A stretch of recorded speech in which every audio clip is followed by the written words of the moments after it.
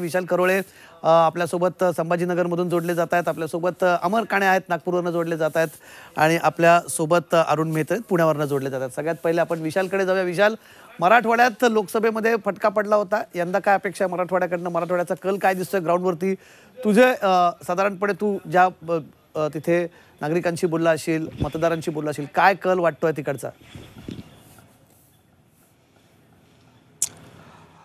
Sir, यावेळेसचे कल थोडे संमिश्र आहे। म्हणजे 2019 मध्ये आपण बघतोय शिवसेना आणि भाजप एकत्र होते आणि युतीने मोठं यश मिळवलं होतं। 46 पैकी जवळपास 28 जागांवर ते होते। मात्र लोकसभा निवडणुकीमध्ये सगळं चित्र उलटं झालं आणि महायुतीने गमावलं तर महाविकास आघाडीने कमावलं। आता 2024 विधानसभा निवडणुका आहे आणि हे कल थोडे संमिश्र दिसत आहे। भाजपला थोडा तोटा होईल इतकंच नाही तर शिंदेच्या शिवसेनेला सुद्धा थोडा तोटा होईल असं चित्र आहे, तर कुठंतरी महाविकास आघाडीला थोडा फायदा होईल असं दिसते। आणि याचे प्रमुख कारण म्हणजे मराठवाड्यातली गेली काही दिवसातली वर्षातली झालेली आंदोलन, सगळ्यात महत्त्वाचं आंदोलन मराठा आंदोलन होतं आणि त्यामुळं लोकसभेत फटका बसला। हा फटका विधानसभेत कितपत बसतो याकडे आता सगळ्यांचं लक्ष लागलेलं आहे। बाकी अनेकही मुद्दे होते, मात्र या सगळ्या मुद्द्यांचा सांगोपांग विचार करता आता यावेळेस महाविकास आघाडी की पुन्हा महायुती हेच पाहणं महत्त्वाचं ठरणार आहे। ठीक आहे, ठीक।